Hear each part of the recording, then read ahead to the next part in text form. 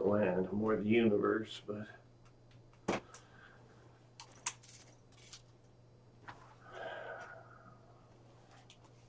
those of you who've been watching and paying attention certainly get the idea.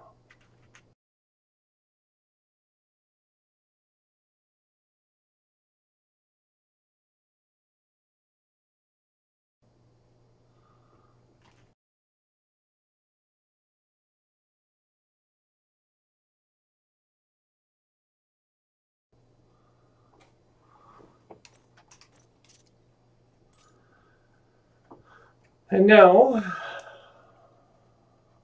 we'll resume our quest to earn money. And there are several ways to do so.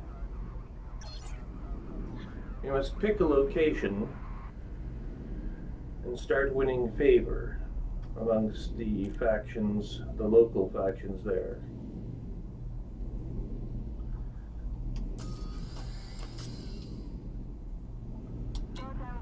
Let's see if we can raise our wingman.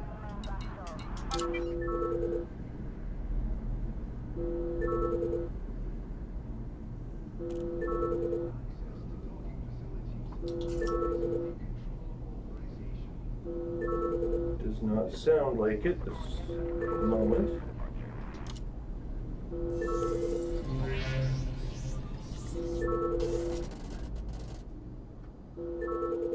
One factor that we were told in our research is that money can be better earned with distances that are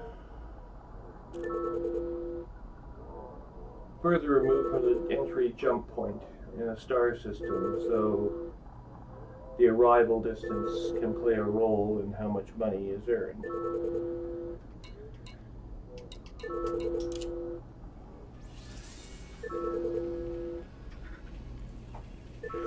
All unsuccessful.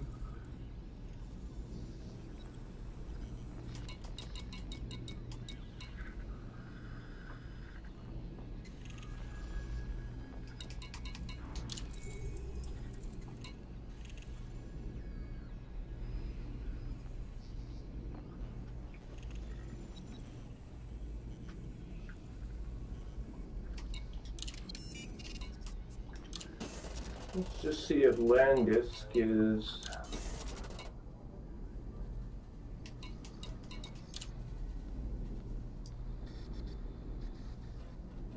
nope. Nope, there's no control worlds here. Let's see if we can find one.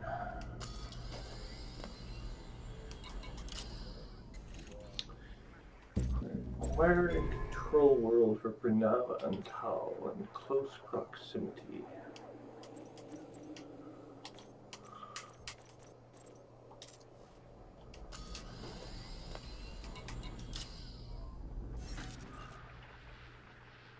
This is the Piscium sector world, Landisk.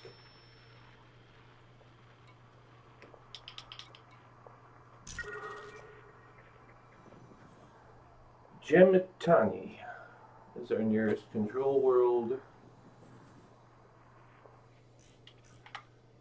Tis, but only 41 light years away.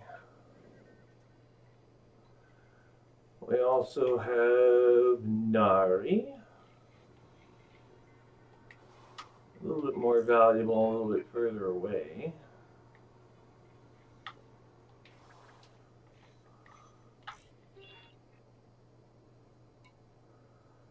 It's contested, however.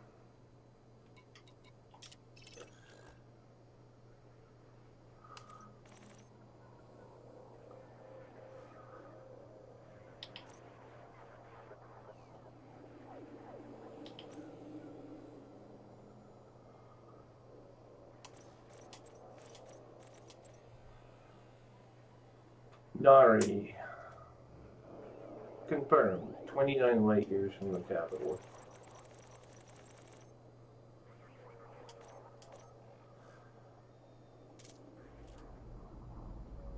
And we will proceed.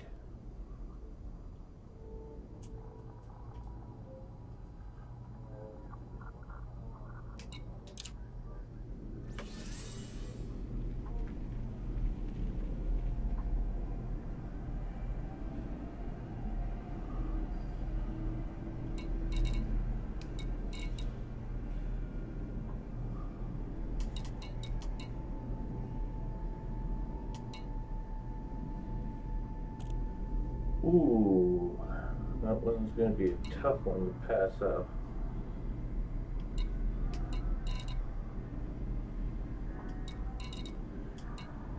$3 million.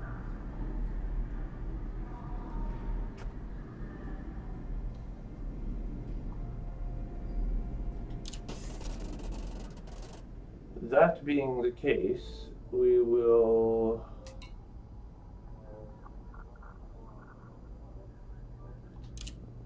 take a mission.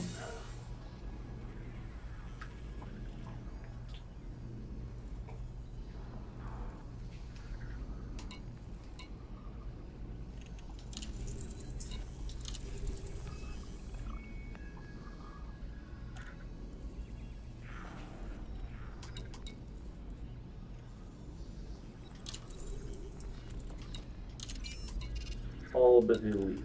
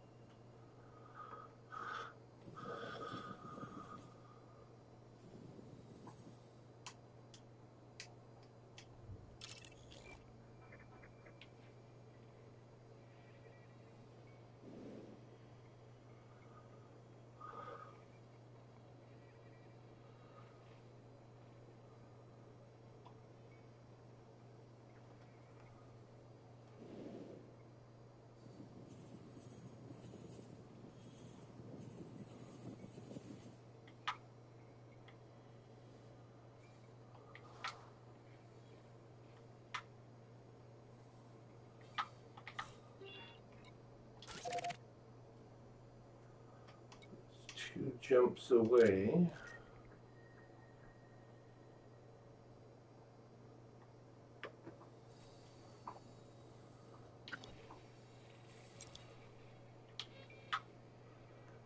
Again, not direct, but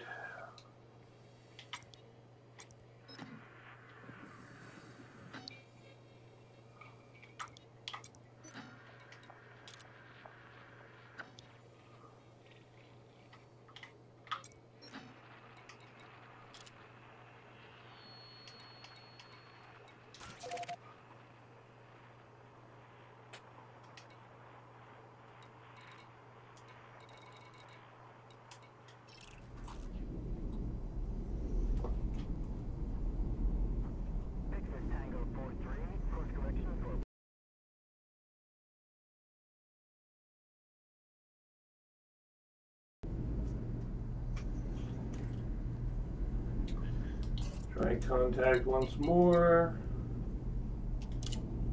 Control, dispatch bioways containment down to 125. Inside the plot, the ships and their cargo was up.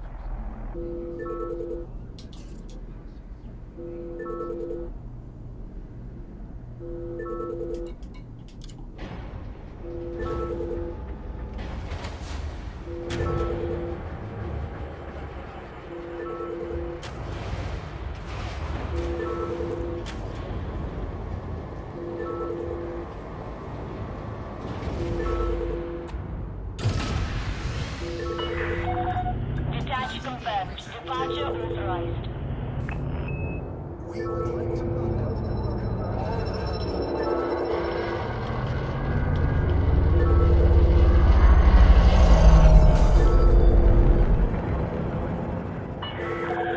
Caution.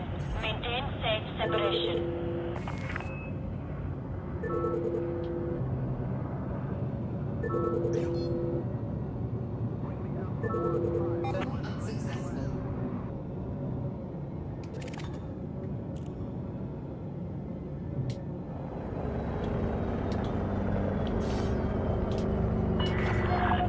Speed restrictions are now lifted. Have a safe trip, Commander.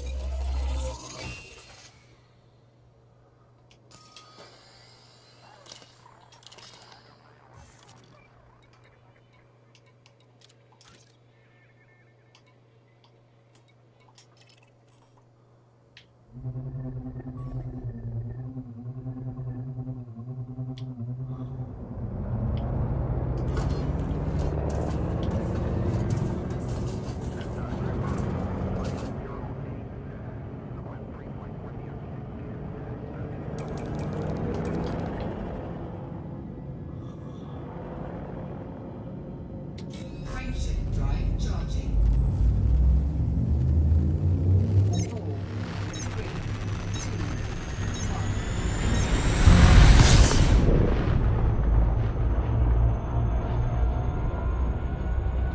Frameshift drive charging.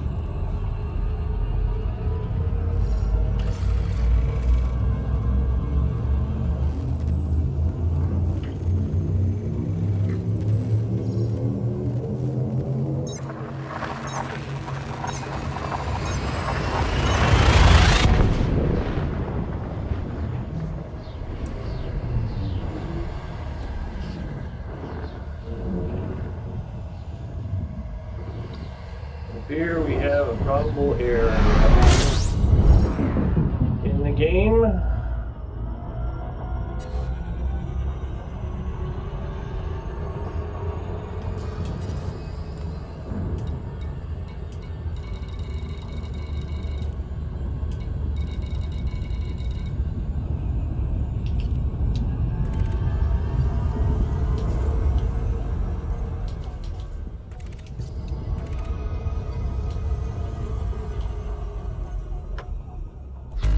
Incoming mission critical message.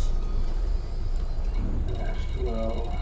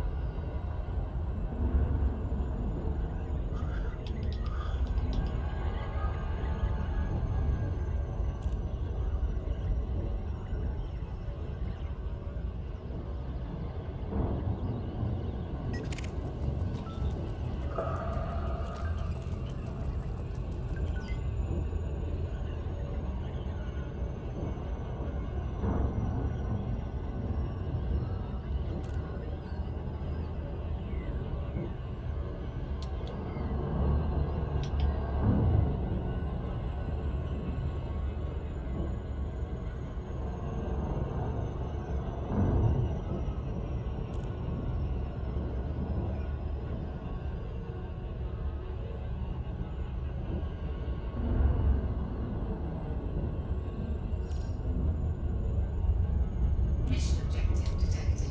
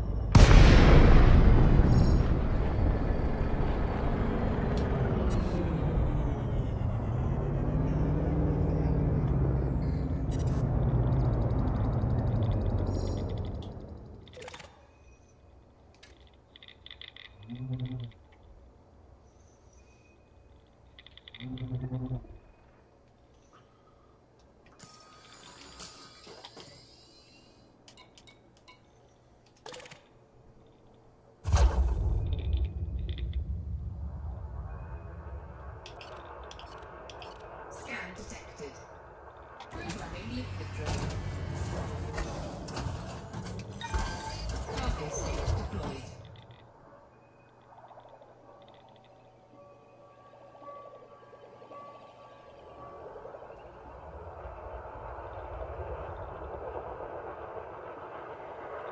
Sector limit expired.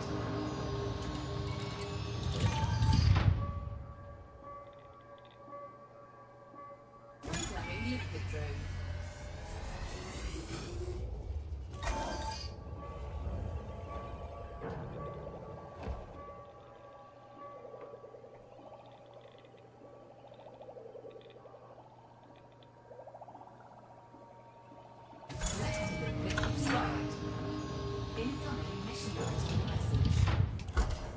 Cargo scoop retracted.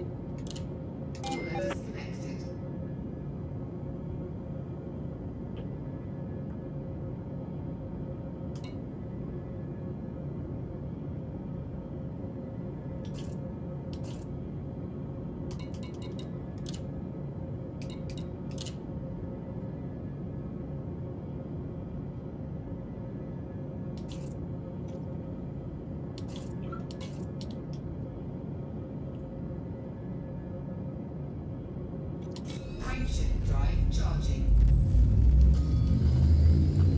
4, 3, 2, 1.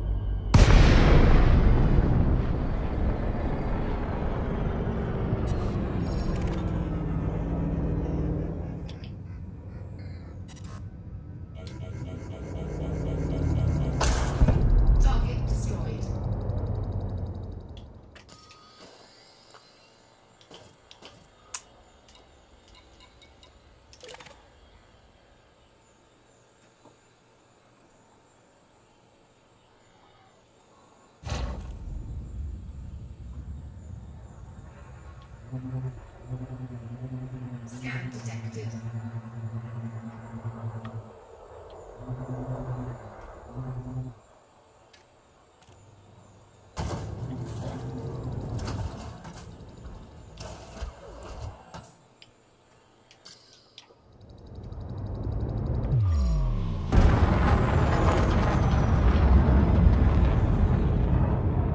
Warning, incoming hatchbreaker limpet. Under attack.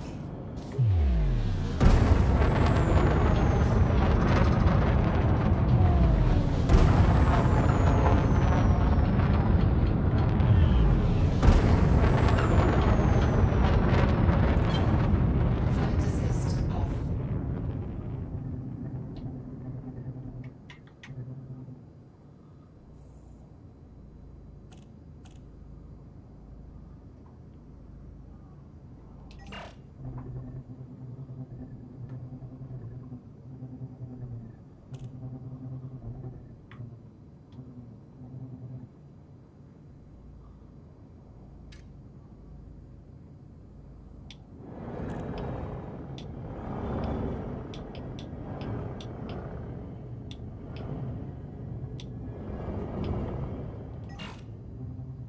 Frameshift charge detected.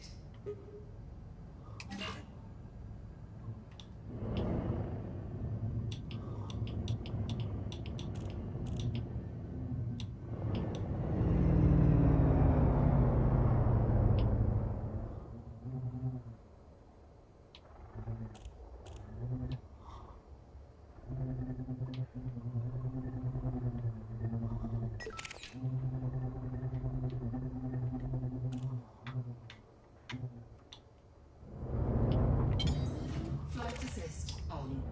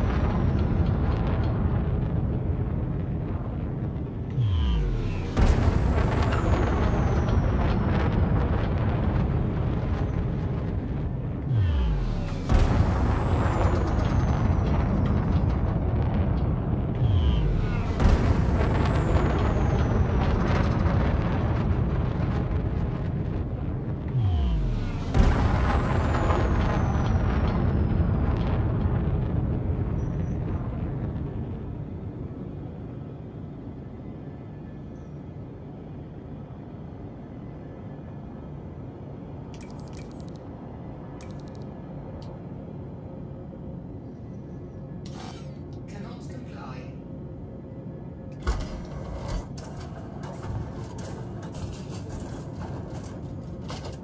Frameshift drive charging. Alas, we have lost our quarry.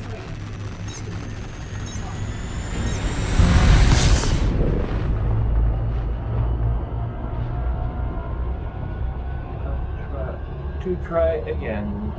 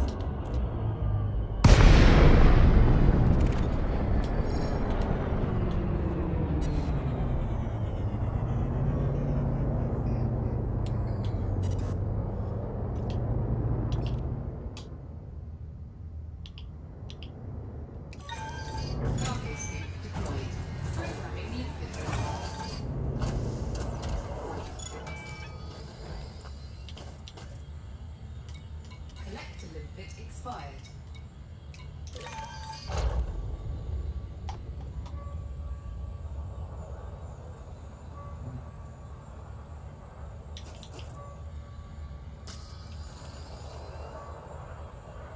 Scan detected.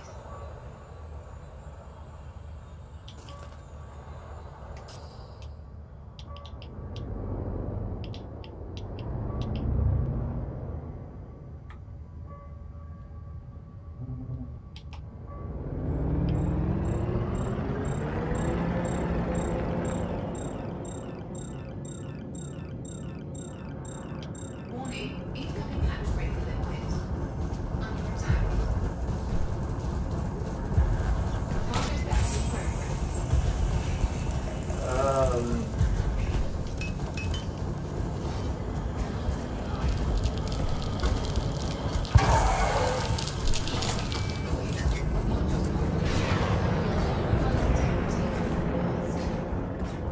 Shields offline. Warning, incoming hatch breaker limpet. Cannot comply. Cargo theft in progress. Hard points deployed. Cargo scoop retracted.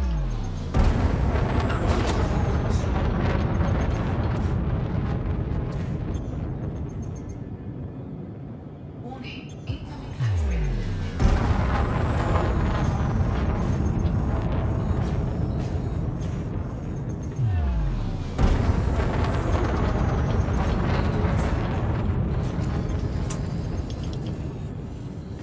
Under attack.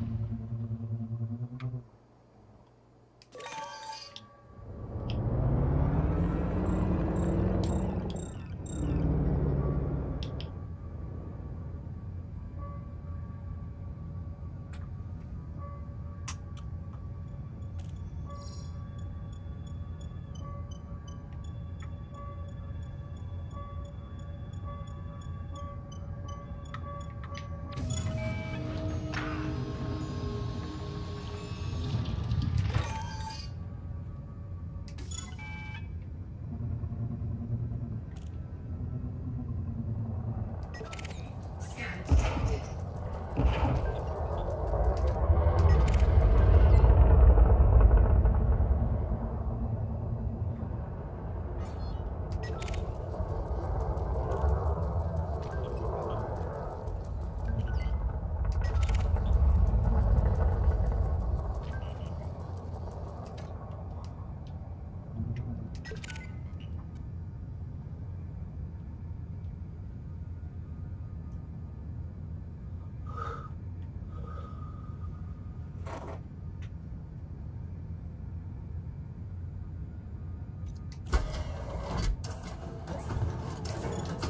Cargo scoop retracted.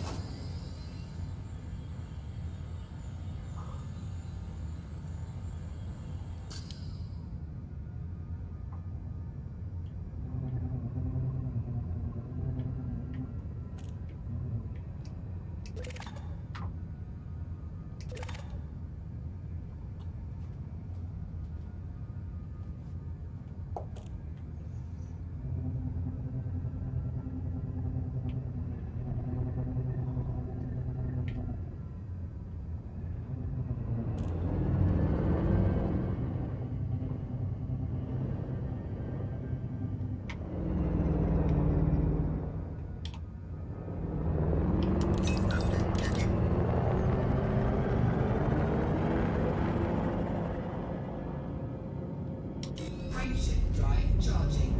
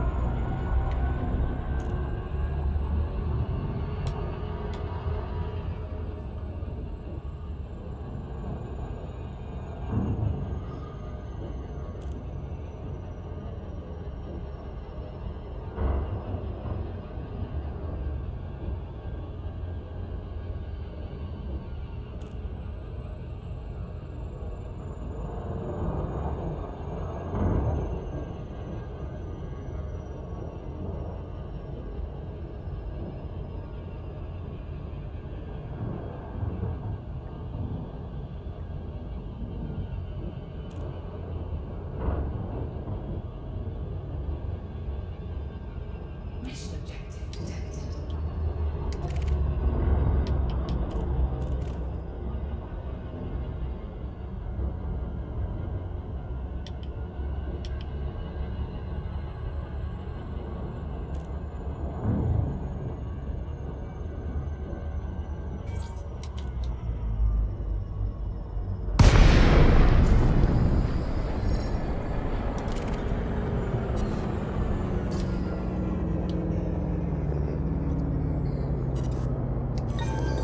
Cargo scoop deployed.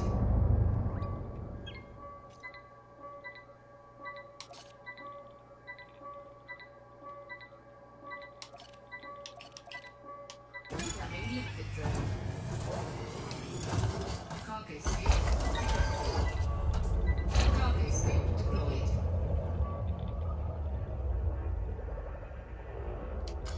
Scan detected. Electrical inflation spotted. Programming liquid drone. Under attack.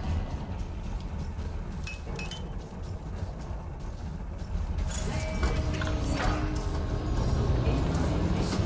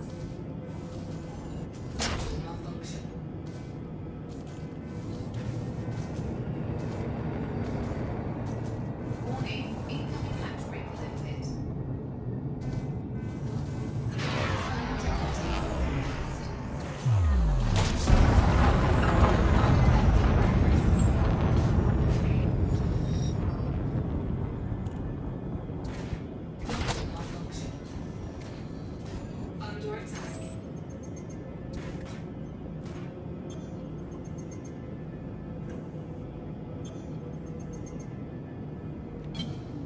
Flight assist off.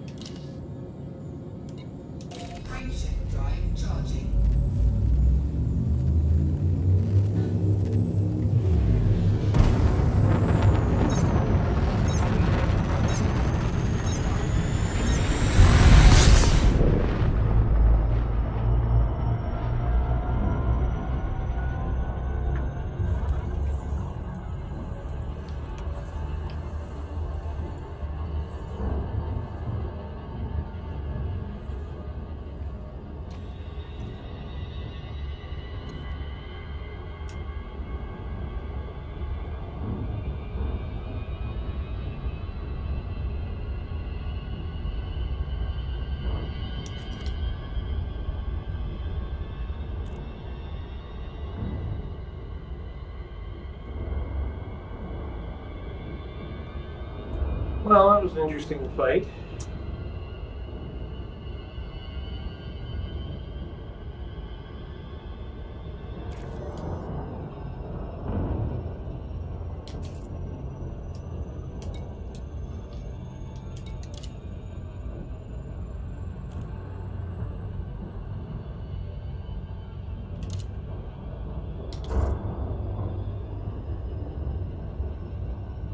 Might have to come back out here, of course.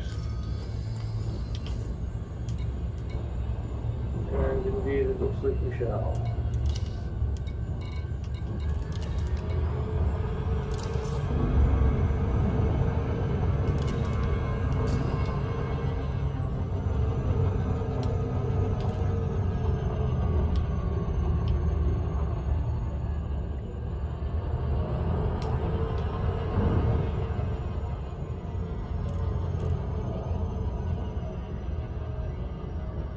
Of course, we're 2 steps closer to gaining our credit for our mission.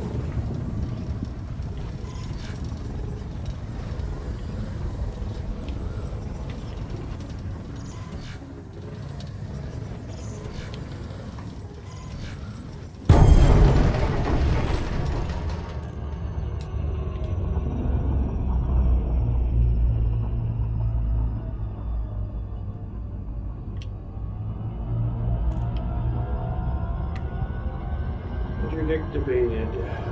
Again.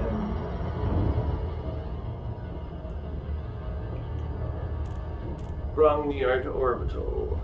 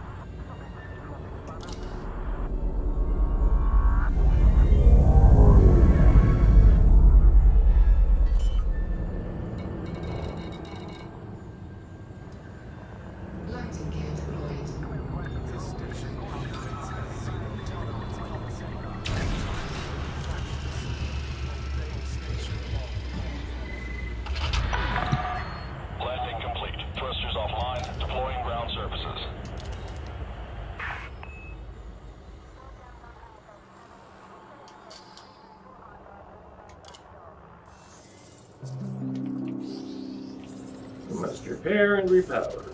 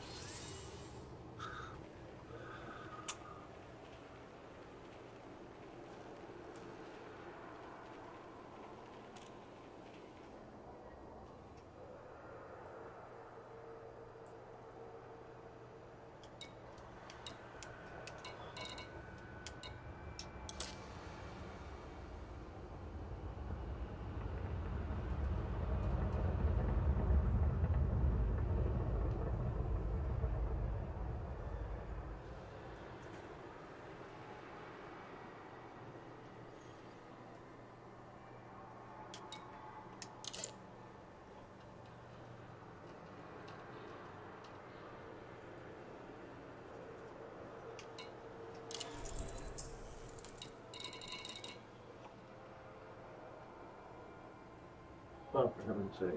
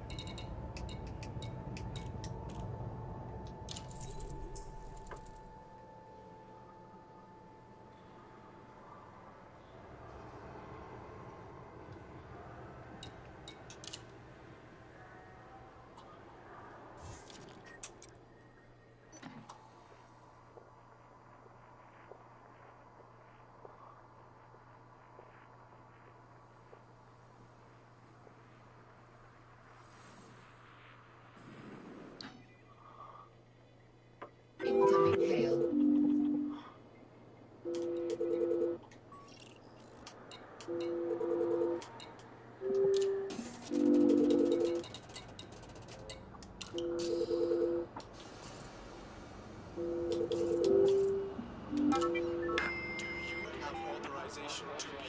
Hello there.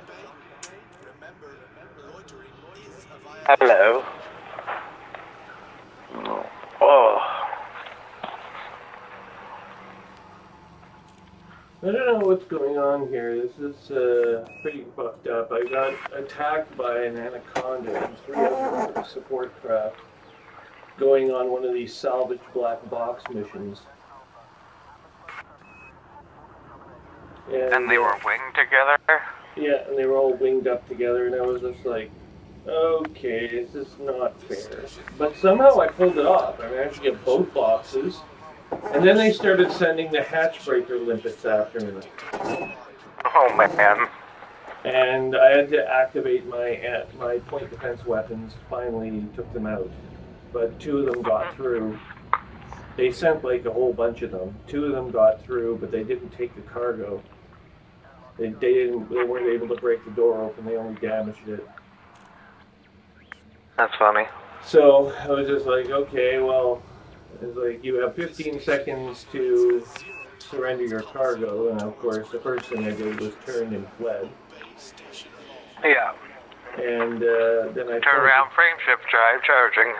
And then I turned around, turned off my flight assist and pointed at them and shot a bunch of times, and I got one of them. The fucking eagles were deadly and dangerous.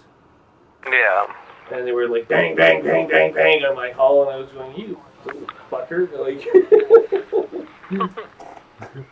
you little bastard. And so I finally took him out both times, but that's all I was able to do. I couldn't do anything else. The police ships finally arrived, late as usual. Yeah. Typical cops. Yeah, they show up much too late. And and arrest the wrong person. Well, they came after them. They launched about 8 craft against these 4. So there was 2 of them for each one. But the anaconda, I don't know. They must have got all of them. I ran away too far. I was out of sensor range, so I couldn't monitor the battle.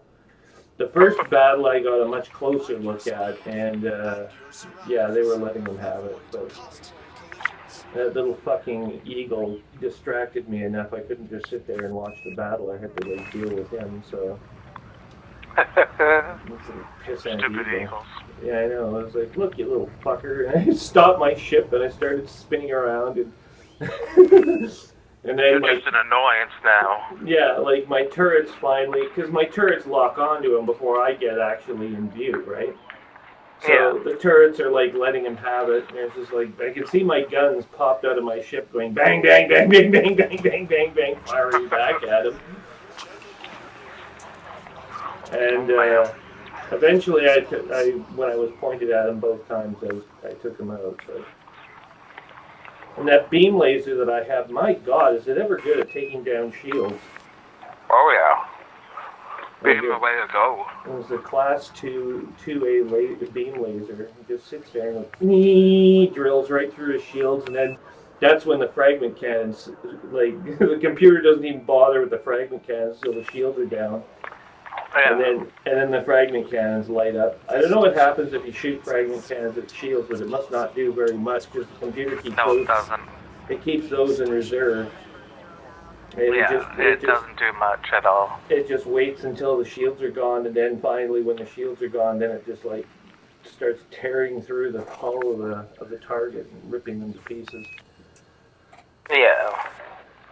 And I didn't even bother like targeting any of their systems or anything. I just ripped through their hull. And so I wasn't fucking around. It was like, no, it's deadly or dangerous. They're not going to flee. They're going to just sit there and they're going to stand toe to toe with you until either they lose or you do. Yeah. So I was just like, well, I'm afraid this only ends one way, and it's not in your favor. No. But I mean, usually isn't though when you're in an eagle. No, I guess not. Like unless if they're elite, they can maybe do some serious damage. But even then, there's only so much you can do with an eagle. Like they have to. Maneuverability on your side. The elite has to be able to predict based on your movements what you're going to do next. Like it's the finest software. Yeah. It will not. It will try to evade you to the best of its ability, and the computer will use predictive algorithms to try to determine what your strategy is, what your weaknesses are, and take full advantage. It'll also. Good thing I'm a little erratic. Yeah, but it'll also nail. I was just about to say it'll also nail your system, so it doesn't even matter after a certain point. It won't. It knows it's an eagle.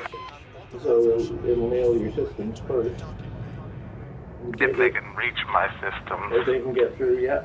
But in your case, I mean, an eagle might not be able to. It has to get rid of your shields first. That's what the Anaconda's there for. Like, the Anaconda can take down my shields. Probably, if I stand toe-to-toe with it for more than 20 seconds, it's got my shields down. Yeah. And it takes about that long to get out of range. And because the Anaconda is too big and too fat to thruster its way. It's got a nice hyperdrive, and it will move through hyperspace very quickly. But in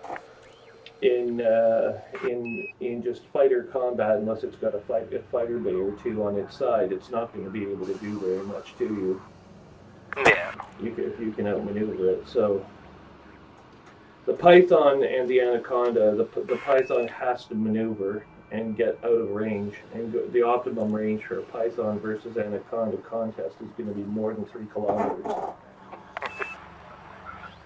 because otherwise the Anaconda's weapons are too powerful, and even then it's like it's touch and go. Like the Python can't do very much damage at that range. Yeah. It has to hope that it's got missiles or some form of weapon that will do damage at range. Maybe like a plasma cannon or something that doesn't dissipate over. Railgun. Yeah, a railgun. Thermal and kinetic. Yeah. I used to tear shit up with the railgun on my Cobra. Well, if you can get to a long distance range and you can pinpoint, if you've got pinpoint accuracy and you know how to aim it. Yeah, getting the railgun's a little wonky because you have to charge it. Yeah, but you get out to 3 kilometers, and you just point at it, and you turn your flight assist off, and you point back as you're fleeing, and you wait until it comes into range. Yeah, but the thing is, you have to plan out when it's going to be in range, because, like I said, it takes like 2 seconds to charge up, so you gotta be like, okay, it's gonna be here in 2 seconds, and then don't move. Even then, with an Anaconda, you're gonna fight the Anaconda. You're gonna have to get rid of its support craft, and the only way to do that is, put away the plasma cannon for a while and engage. Go multi-cannon. Yeah, go multi-cannon on it, and then and use beam weapons, and then destroy whatever's chasing you. But I've got a pretty good weapons layout with 1 beam laser, 2 kinetics, and 2 pulse lasers. I've got almost every situation covered. So I had a beast combo. Alright. You had a what? On my asp. Oh yeah. It was a beast combo. Yeah. It was, I think 2 beam lasers. Yeah. Tier 1. And 2 multi-cannons, Tier 1. Yeah. And then 2 secret missile racks, Tier 2. So you had the Class 2 missiles. Yeah. So what I would do is I would have twin both missiles. my lasers and multi-cannon sync to the same button. So they were all part of the same fire group because you get 2 fire groups. Yeah. So they would be on the trigger, and then my thumb button would be my missiles. So when the shields went down, I had I think total of 12 secret missiles available. I was firing them 2 at a time, so there's 6 shots of 2. Yeah, and you don't want to shoot them all at once because No. because you want to wait until you can do max explosion damage to the. So ideally, without their shields, is when you want the bombs to go off right next to them. Yeah, exactly. So, like, I would use the multi-cannons, and the beam lasers. Of course, multi-cannons not being suggested. Yeah. It's just, it was easier than having it sync to the missile button as well. Yeah. And instead of changing fire groups, I could still keep out with the lasers and multi-cannon at the same time. Well, that's the other option, of course, is you have your cannons on one button, your lasers on the other, and then when it's time to use the missiles, you switch. You switch fire groups. Yeah, you switch fire groups go up to from primary. the way I would have done it then is I would have just had one fire group of just lasers, and once the shields go down, I switch fire groups, and then it's the multi-cannons and missiles. But you've only got one set of missiles, so you may as well take another pair of lasers, or just have them in reserve. Well, I had 2 missiles. I had two missile rats. Yeah. I'm just saying, like, you may as well shoot while you're firing missiles. There's no downside to doing that. Yeah. Oh, yeah. So you put a couple of cannons on there as well, but they're just extras. That's why the multi-cannons are there. Yeah, they're just extra. Yeah, they're just sustained DPS. Yeah. That's like it's like a damage over time almost. I look at the damage per second rating though, and it's got like, it doesn't really tell you, it tells you damage per second as long as, but it's maximum, you know, like it doesn't tell it, like it doesn't tell you that, you're using this against a shield, so your DPS is way lower. Well, it's kind of just supposed to be known that you use thermal against shield and kinetic against. I know, but it isn't giving you a rating based on. I mean, that's what I mean. It's maximum. It's like the best you can hope for. If the shields are gone, then this is what you'll get. Well, yeah, that's because that's what most people are only concerned about. They'll have their shield taking down weapon, and then they'll have their hull damaging. If you're a newbie player, you might think 1 point of shields is somehow equal to 1 point of armor, which equals 1 point of hull, but it doesn't quite work that way. No, not at all. So and you gotta think of it as like Pokemon. Yeah. Like, you can have 2 level 10 Pokemon, but a Pikachu is gonna do better against a Squirtle than it's gonna do against a fucking Onix. Like, that's gotta get it through these kids' brains, right? Yeah, I wouldn't go too far with the Pokemon comparisons because well, yeah, you're dealing with an older you're dealing with an older, more sophisticated crowd. Yeah, but I've played Pokemon before too, but despite my age, I wouldn't use it as a comparison. No, you wouldn't compare that because it's just like you're dealing with an older, more sophisticated gaming crowd, and the Pokemon reference is likely to.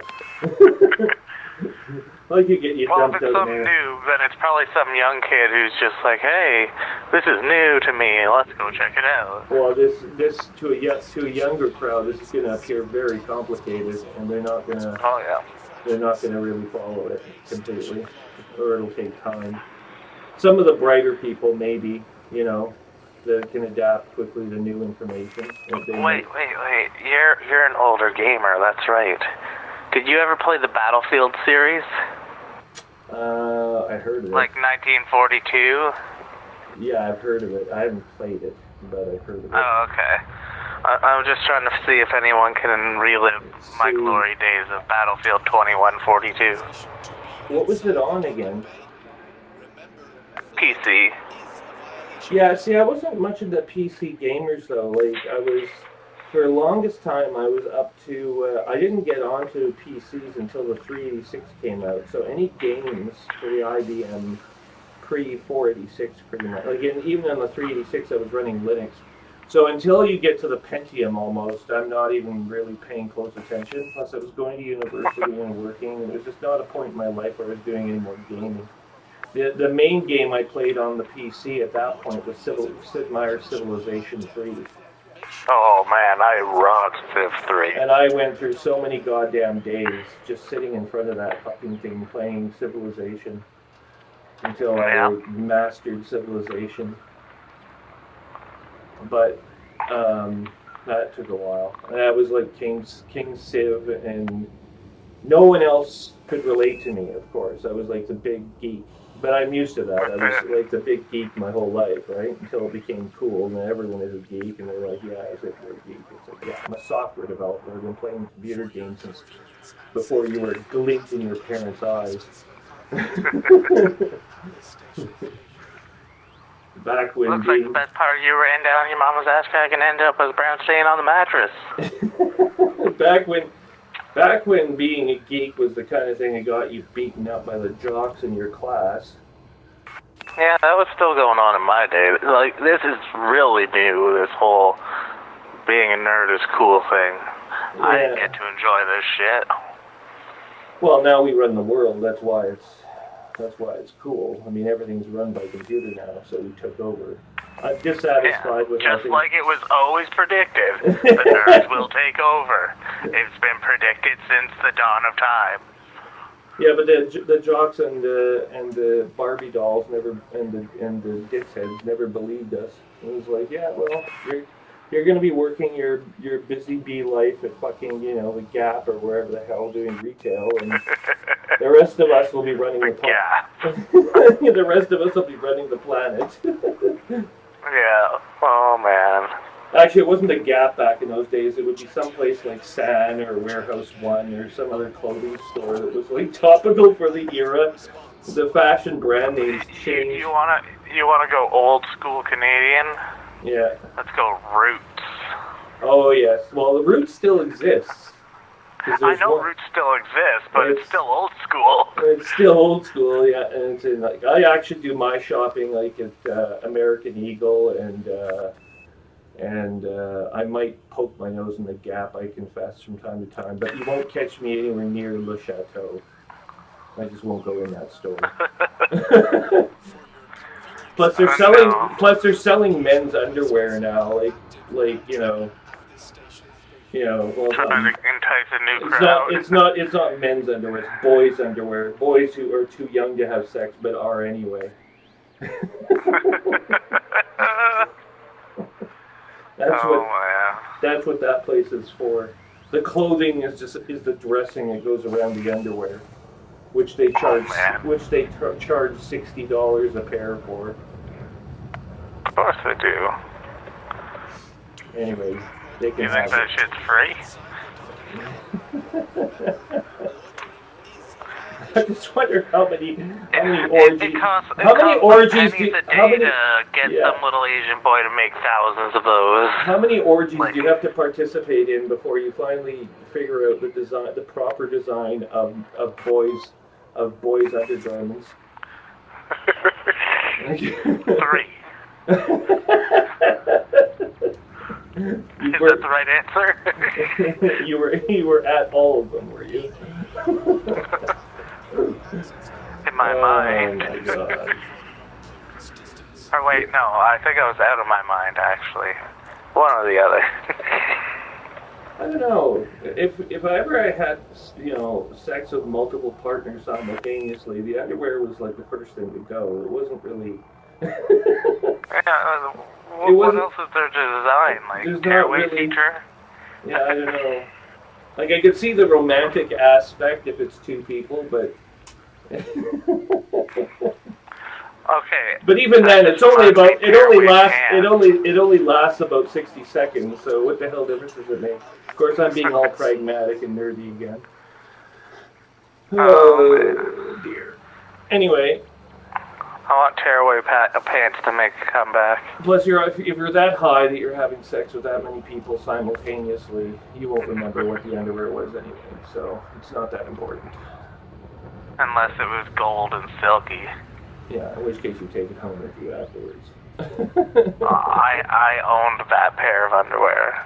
The gold. Well, you don't buy it. You steal it. You steal it from whoever. Or you receive it as a Christmas gag gift. And then you're like, you know what? Fuck it, I'll wear it. Or you steal it and give it away as a Christmas gag gift. That could have been very well what happened, I don't know. Unless it's made of real gold or something. Oh shit.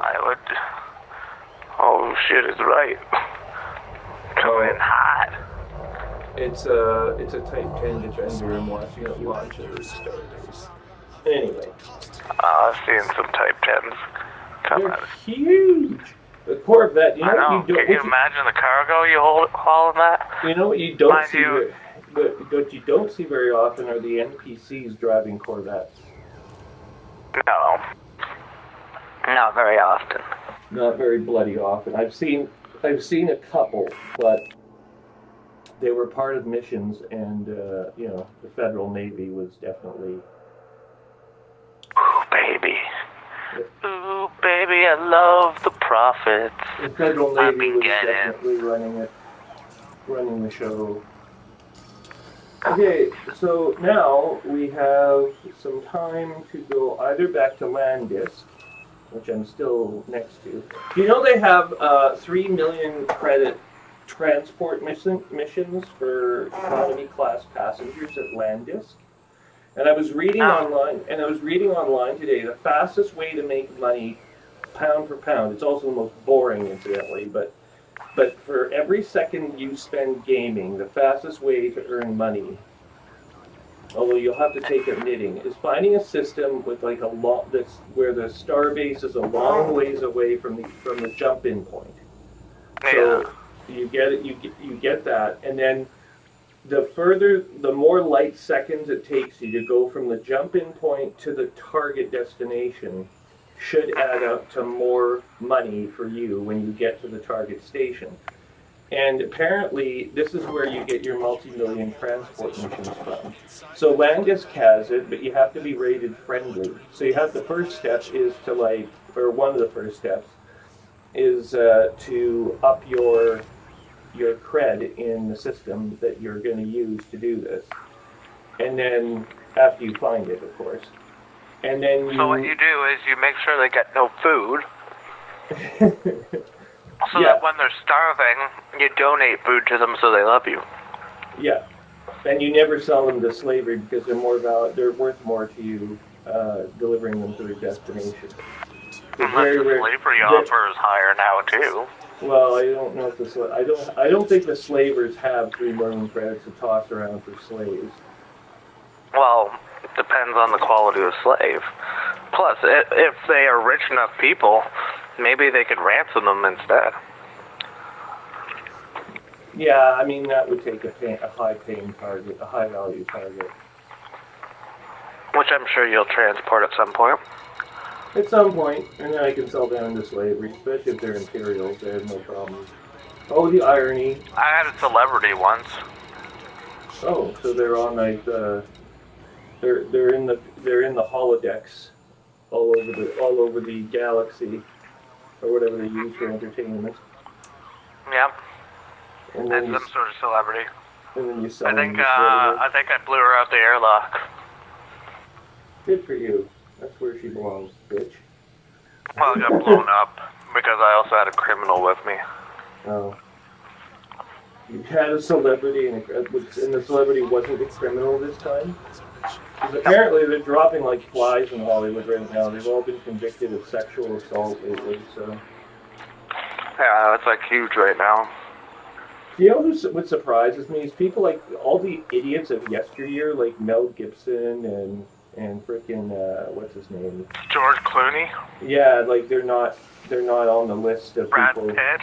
They're not on the list of people who've been either they were clever and like managed to pay the right people off or shut up their complainants, or which doesn't seem likely because there's more money in selling them out, or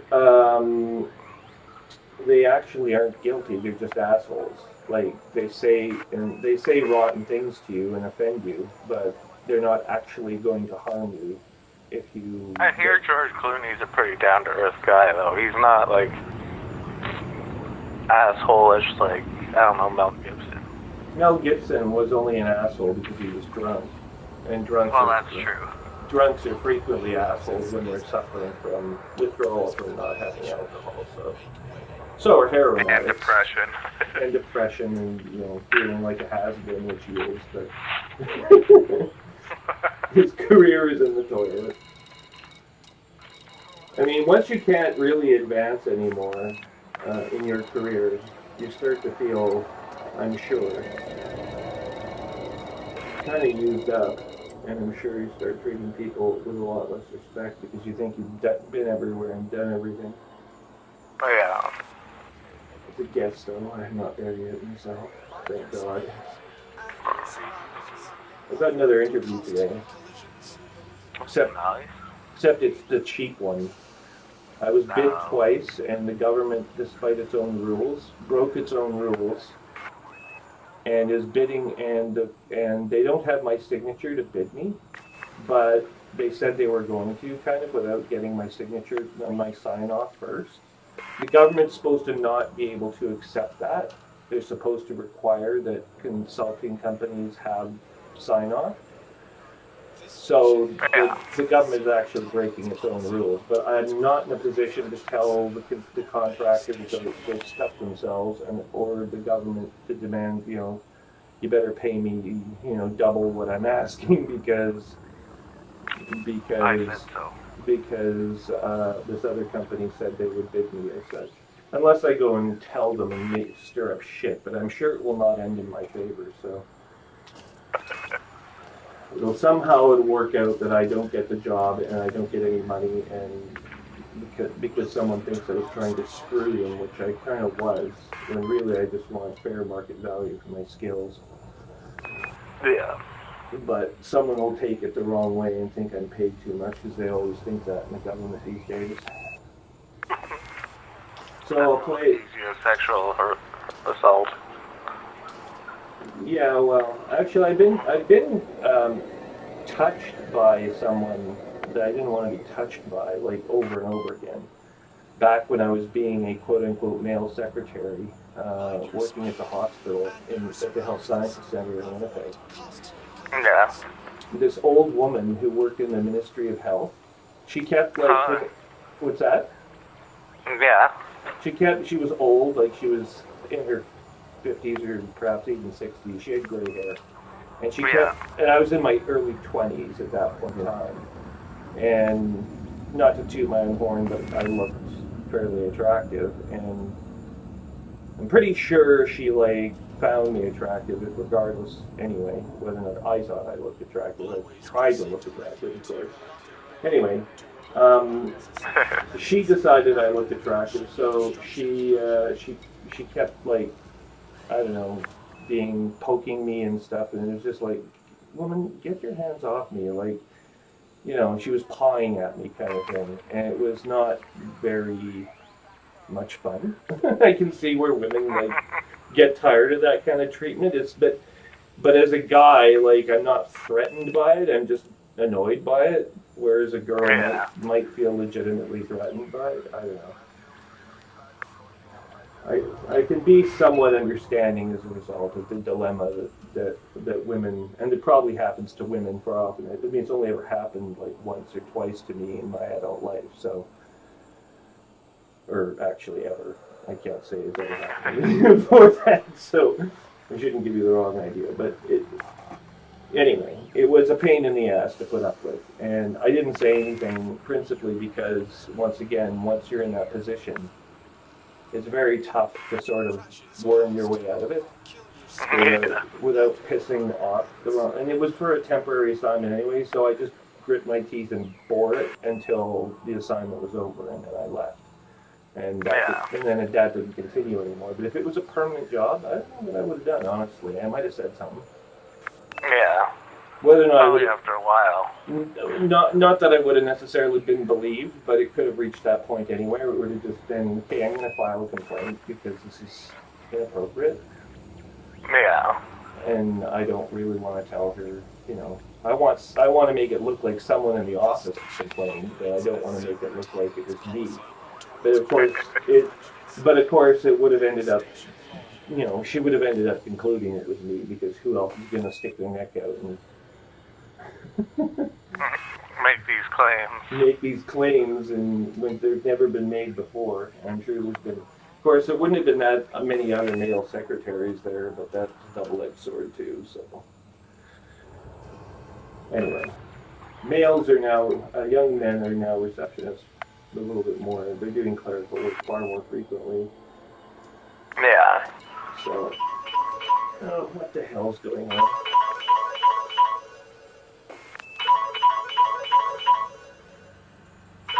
Shit, I didn't pay my cable bill. Hang on a second. Hello?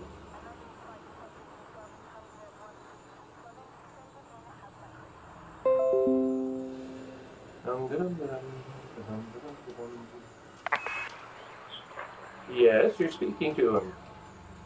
Do you have authorization to be inside the building? Oh, yes. Remember, loitering is a violation. And I didn't pay my bill, did I?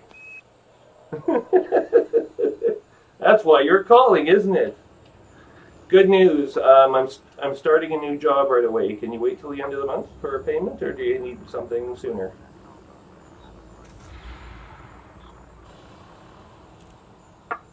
Yeah, how's $100? 100's good? Yeah, I can give you $100 by the end of the week. No problem. It'll be through internet banking. Check again. Unauthorized loitering may trigger a lethal response. How much is left after that? It shouldn't. Does that include the March payment, or does that? No, okay, subtract the March payment. What's left? What's left before March 1st? I'll pay that.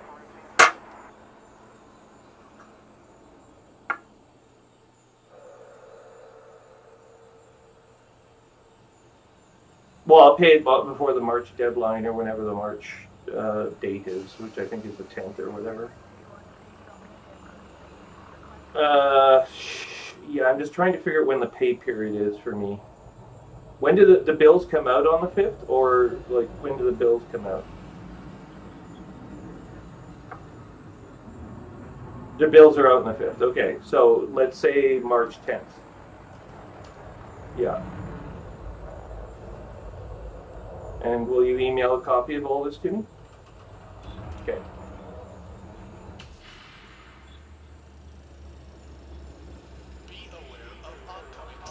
I was just going to this week, but you beat me to it.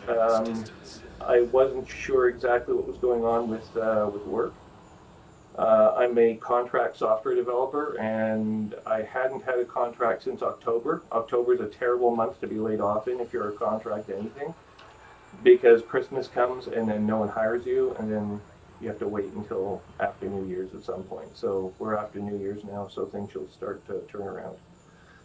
This has happened before. It's not a surprise. It's happened before in my career a few times. It's just timing.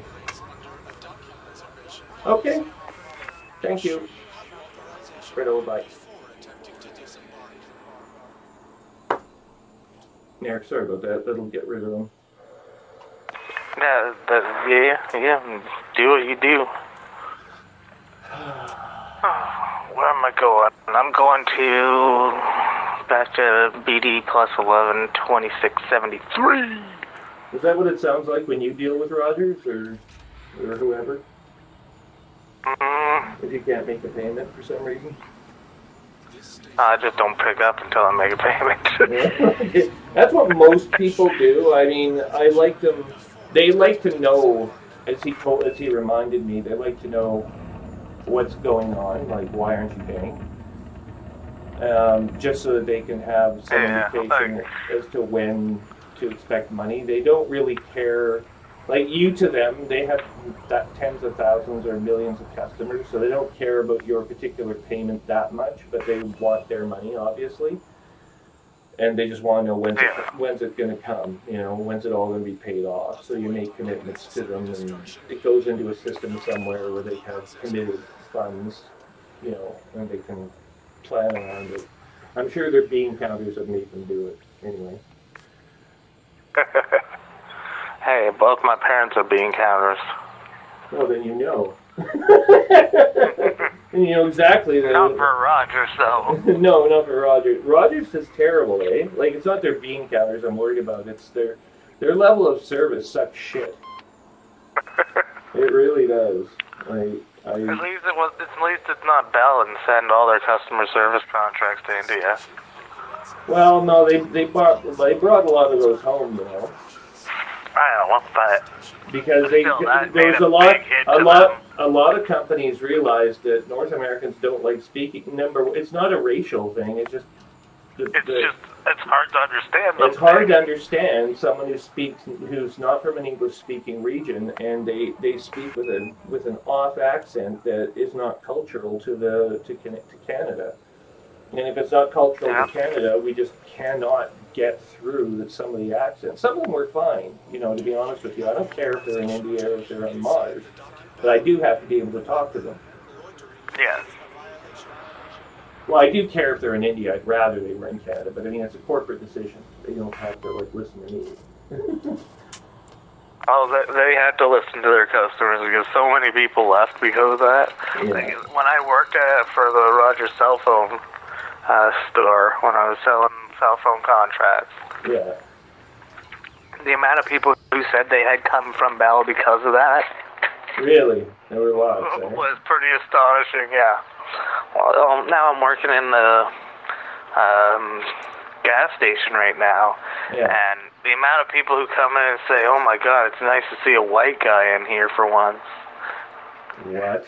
Oh, okay. That's kind of racist. Well, because everyone is, like 90% of the people who work in gas stations are international students from India who just learned English and have really bad accents. This is one of the things that pisses me off about small-town Canada, is that they don't seem to get it. Like, look, in the cities, the urban centers, non-whites, as we'll call them for the sake of this conversation, are basically, it's the first point of immigration, right? But we're moving past the point where a number of groups qualify as, you know, first-generation Canadians. We're now on to second and third, right? So you probably see more Chinese, more third-generation, you know, either hybrid or people from different regions of the world, but not from necessarily the Middle East. I'll put it that way. Sikhs and whatnot. They're moving into the world, and those people are now gaining acceptance. But the other ones are, there's an element that, you know, comes from the city, and those are the people that I hear people in small town Canada complain the loudest about. But what they don't seem to understand is that this is an ongoing thing. It changes. And for those hardcore people that like to see white skin in their neighbor, better get really used to the idea, because Canada's color is changing. In the next 50 years, whites are not only not going to be a majority, will be one of the many minorities. Yeah, brown is going to be the skin color of the world. We already lost the majority standing, and I'm speaking as someone who has almost translucently white skin. that type of person is now already less than 40% of the population. So if you look nationwide, so by the time 2050 rolls around, you know, I mean, there'll still be people with white skin, obviously, because they'll intermarry with people who come from other parts of the world, but it will likely just like there's still redheads. Yes, there will be the odd redhead, but I mean, pure blood Irish and pure blood anything will likely become more and more infrequent. Yeah. And Canada will just become, you know, a little bit more homogenized until there's a defined Canadian look and feel. Already I'm seeing some genetic tendencies that occur only north of the 49th, if you're out west. And you know, so Canadians and Americans will eventually look slightly different from one another, although it might not happen for several hundred years, but... Yeah. But if my dream of the borderless world comes into being, there'll be humans, and that will be that. Yes. There'll be no more of this racial division. I could buy a Type 6 now. But I don't know why are people so uncomfortable about it? You know, fundamentally, it's not just the accent. It can't be just the accent. It's something else. I think they just don't like change. What, like about... Oh, about people immigrating from other parts of the world and then coming here, and they, you know, you hear the argument, oh, they're taking jobs away or whatever American psychobabble that comes into the mix. I mean, there's just plain old-fashioned racism, sure, but that's something relegated to the 17th century when people, you know, not to say it was more understandable, but it was period specific in that you belonged to a country, and that meant that there wasn't a lot of movement. People didn't travel around. We didn't have jet planes and things. So, you know, people would stay pretty much in their village their whole lives and didn't go anywhere. And now we go all over the goddamn place. And, you know, it's a little odd for this reason. I just find it weird that there are racial tendencies. Even myself, if I catch myself thinking about some, you know, latent prejudice that I've heard somewhere, and, you know, so-and-so said something, and then I see it being reflected in someone that I see who's got some skin color other than white. You know, of course I think what a terrible person I am inside, but then I realize, okay, where did that come from? You know, like, it's still when I put my mind to thinking it, like, where does that come from? Well, it's just so strange. It's different if you live in one village for a long time and see someone from a different village that's thousands of kilometers away. Okay, that might make some sense. They're going to look different, they're going to sound different, they probably won't even speak the same language. That's why Europe is a patchwork of countries, right? Yeah. And why Earth itself was such a high, why there were so many, you know, quote-unquote nations. They weren't nations by any modern standard, but yeah, different. It started off cultures, basically. Different cultures, right? It started off with city-states, and even then, the Mediterranean, at least in Europe, it started off with city-states. Yeah. So you walled yourself up in a city, so that protected you from any roving gangs of thugs. You put some guards up on your wall, and some archers and some other crap, and anyone who came along that meant you harm, you shot them. Put an arrow through them, or you ran them through with a sword. And that also lends itself to thinking, well, you know, people from others, if we don't know who they are, then they're obviously a threat.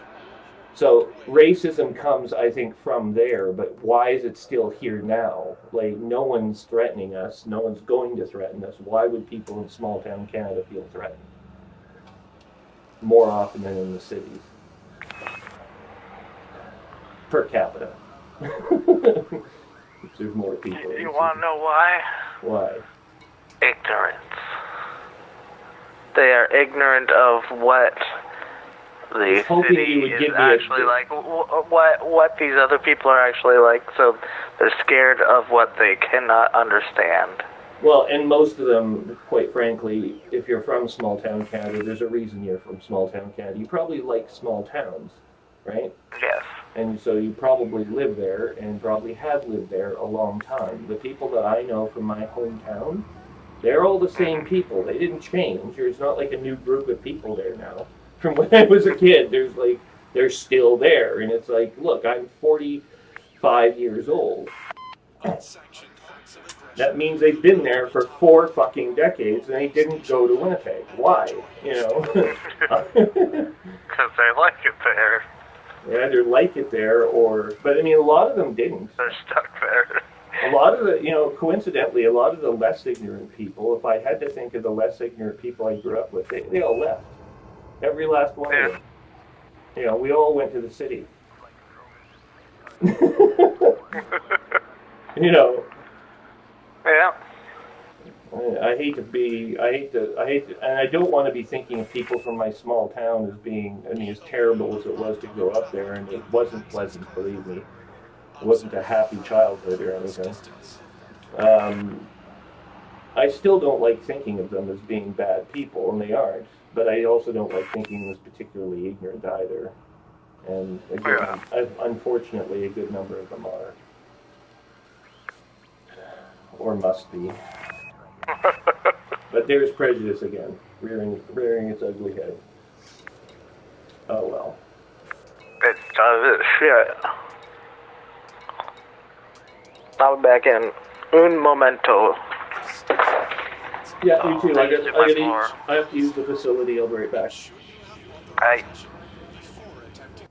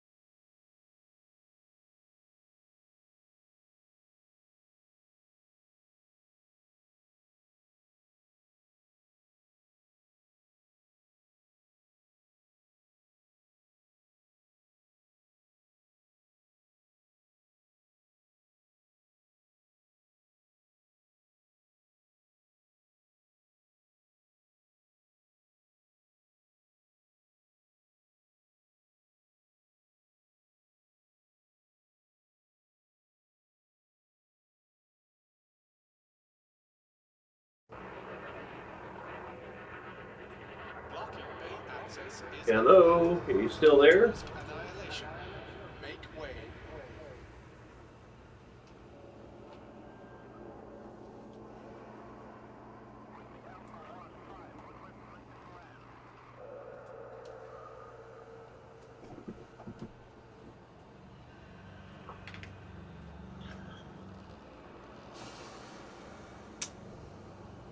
Hello?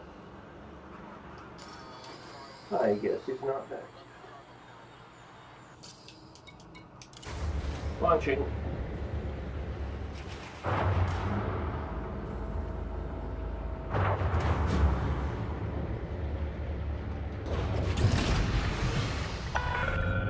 Landing coupler disengaged. Access corridor is clear.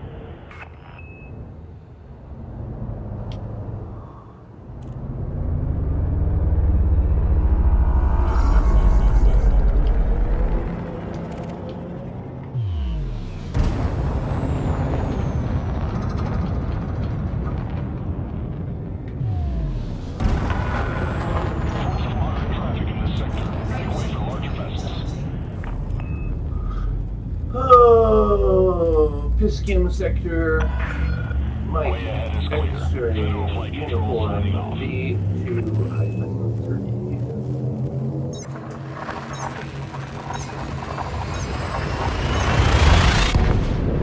Hyperspace drive engaged.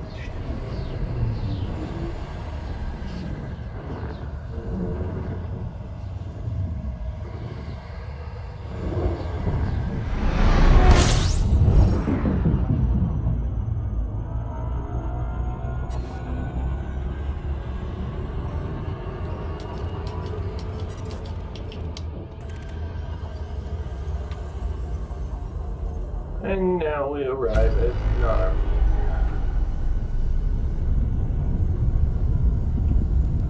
Frameshift drive charging. 20 minutes. Well, we can probably get 30 more or so.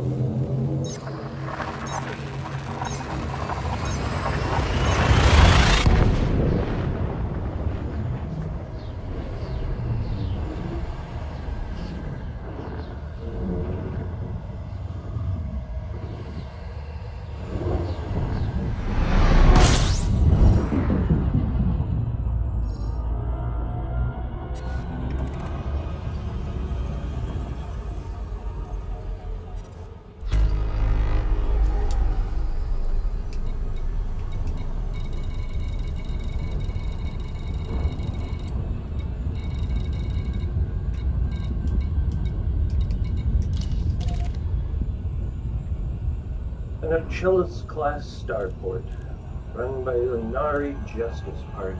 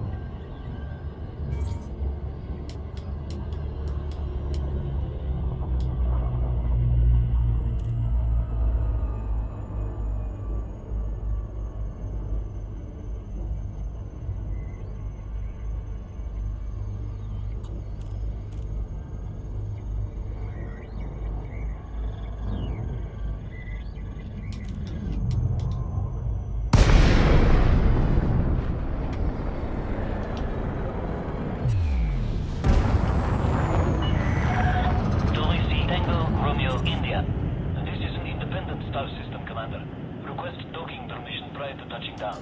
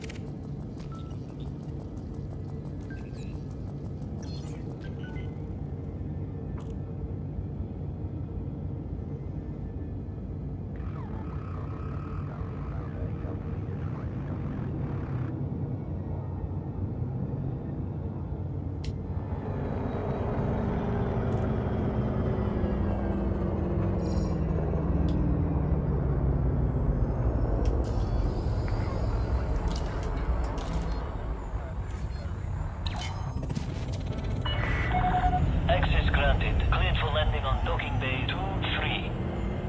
You are clear for automated approach, Commander.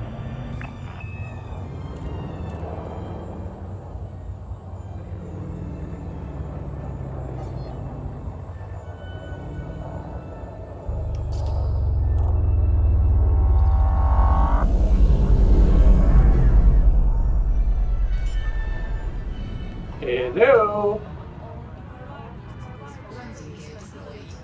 Hailing Soapy Night.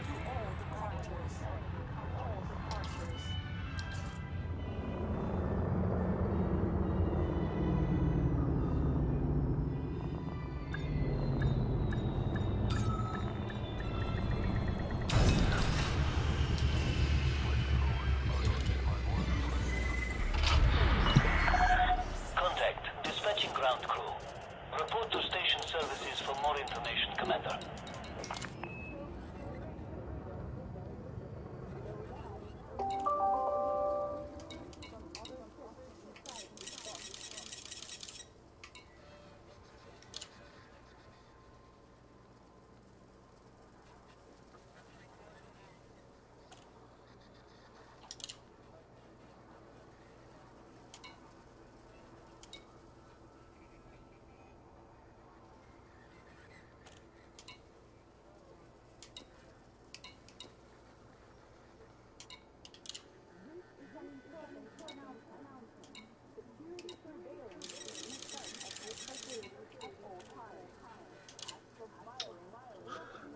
I see.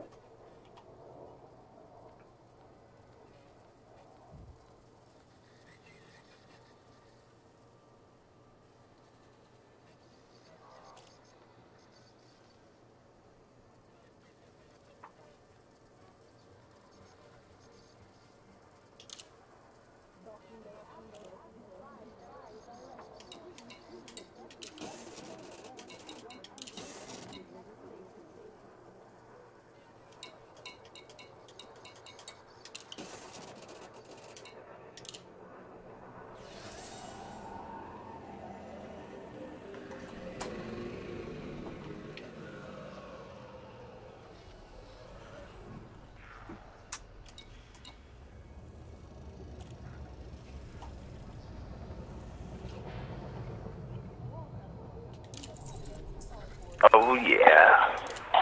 I just got attacked again by someone. An NP person?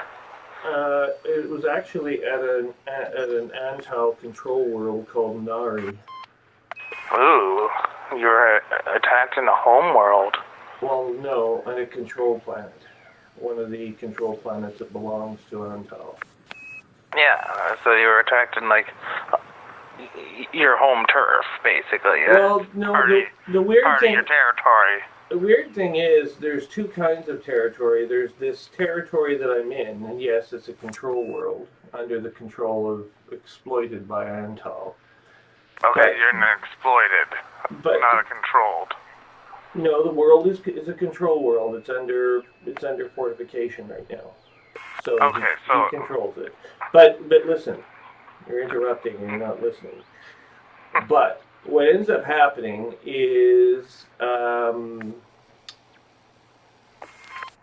when you go to, say, close to the capital, you start encountering worlds that give you a little blue symbol right next to the name. It says, like, Authority World or Allied Power is what it says. Yeah. And I don't know what the hell the difference is between that and a world like this, where it's a control world that's just exploited by, but is not listed as an allied power. An allied power would probably mean That the local faction is allied with Antal? Or the local faction is allied with who Antal is, so it's a fellow independent. Oh, okay.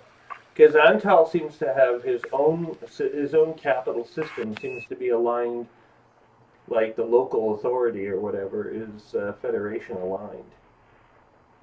Yeah. So which is interesting because although Antal himself is not aligned with the Federation, the capital, like his personal headquarters, the world that it's on, is controlled by a group that is aligned with the Federation. Oh, let's see. But then again, they couldn't be aligned with anyone else except the Empire or the Alliance, unless they just wanted to be independent. I don't see any that have this blue thing for me. I'm looking at a bunch of different systems. Well, Gateway should be one of the worlds in question. Well, yeah, I even went to Gateway. I got where'd it go now? I was clicked. Oh, there's Gateway. But you Gateway, have to be. It doesn't have any blue thing. No, it's when you jump into the world. Oh, okay. Where it says, you know, like anarchy or whatever, it tells you, this one would say allied power. But I'm not sure what the difference is. Yeah, I'll have to double check when I jump to one that says that, and I'll let you know. Because I'll be able to figure it out after seeing what... The other thing is, there's a bunch of shit that's going to change. I've been watching some more of the coverage of the beta. Now, I know. There's some videos out about the beta. There's a lot of shit that's changing and beyond. Like, a lot more than I thought there was. Like, well, yeah, the Type 9 is getting a buff where it can carry more cargo than the Type 10. Yeah.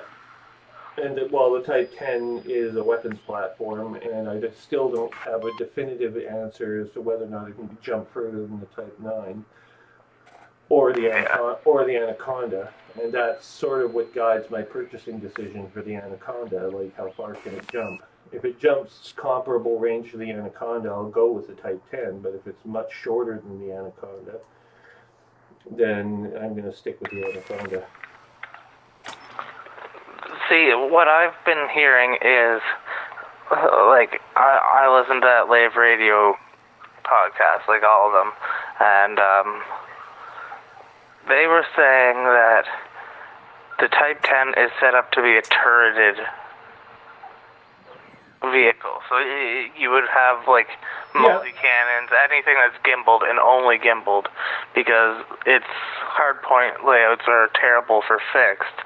Or something like an Anaconda, I believe, has better hardpoint placement for, like, a railgun or a plasma cannon over a Type 10. Well, I'm going with turrets anyway, because I'm going to be too busy pointing weapons at people, like doing the piloting. I find that works best. I mean, I can any idiot can shoot a weapon, and I'm not bad. I'm not bad with the gimbaled weapons as long as. But I mean, I would much rather. Instead of having gimbal, which sort of auto-targets, but the range is limited compared to the turrets auto-fire once they are locked on. And the gimbals don't. That's the main apparent difference between them. And the other thing that you get is the fighter bays. I want the option to be able to use a fighter if I want. Yeah.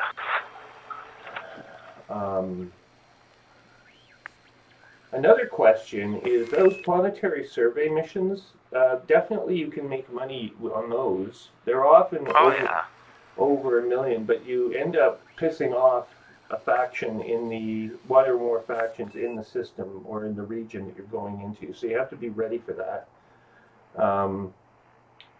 When you go into a region and you're going to go, you know, take out like the power generator on a planet surface especially, or even if you're just going to link with the data panel, you definitely want the option to, you know, basically piss anyone in there off. Yeah, like I've done a couple of the destroy the generator ones, and they're tough. I used my SRV, and it was easy peasy lemon squeezy. It's easy to shut the generator down, and it takes out a number of weapons, but it doesn't take them all out. And see, what I did was I took out the generator, and then just gunned it and boost jumped right off of the whole platform, and then just went to my ship and left. Yeah, you can do that, but you'll still be ranked hostile in the system because you'll have but I didn't care because that system was shit. And they didn't send no one after me.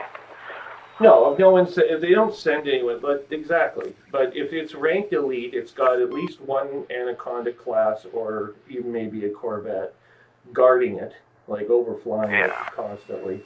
In which case, you have to be ready to be bombed, and if you board your ship, then it's going to chase you, and it's going to blow your ship up, and it'll fire surface cannons at you, and they'll do fucking, you know, they'll fuck you up. Couldn't you lure it away with the SRV, let the SRV get destroyed, be back into your ship, and then... Well, the other option is, you take your ship, you dismiss it, put it in orbit, let them blow up your SRV, and then you just leave. Because at that point you've teleported to your ship, so you've left. And you're going back to a station at that point anyway, so you might as well. And your SRV is controlled. Your SRV is actually in game. It's controlled by telepresence anyway. Like you're not really inside your SRV. No, it's like a remote control car. Yeah. Well, it's telepresence. I mean, your hologram is in there. Your avatar is in the seat. Yeah, give me 1 sec. And I think it gives you the option to like be in the car, but you never are. I literally just had to unplug my headphones, untangle the cord for a second. Oh. That was the closest to 1 sec I'll ever be. Yeah, I'm sure. It should take forever otherwise. Yeah, I usually do. Land disk. Let's go back to land disk. I'm going to turn in some missions and get some money. And hopefully some rep, because I'm trying to build up my rep in that system. And the Nari, as for the Nari, what do we want to do? We actually want to see if the Nari will give us some money too. So, there's BD 066 something or other. Hang on. BD 10552, open galaxy map. And we get Nari. And then where the hell are we? Nari and 522, and we're sort of moving closer to Landis, but what about Soken? There's Soken. Sopen? The act of being soapy? Soken, Ross 311, and Genitani. I'm on my way to Wolf 517. Nari. No. Control system. Control. Industry needs 12 units of emergency power cells.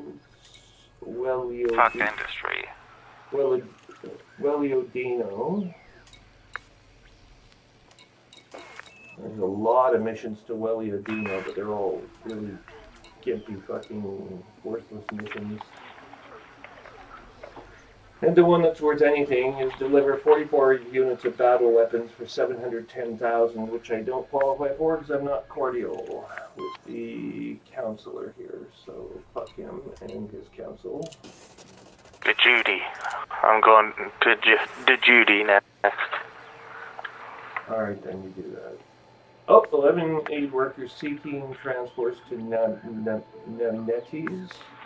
So this is Allied power that I'm heading to. So I need to look at this on the galaxy map and figure out. What's... Well, it's an alliance democracy, so it's probably because it's alliance and controlled. Yeah, but what if it's not, like... What if it's just federation or whatever, like... Well, let me check. Let me double check to make sure this is controlled by us. There's got to be. There's got to be. Yeah, there's more to it than that. I'm pretty sure. No, that one is exploited. Ooh, ooh! I found one. It crashed. No, I lost my missions. Shit. You brainless huff.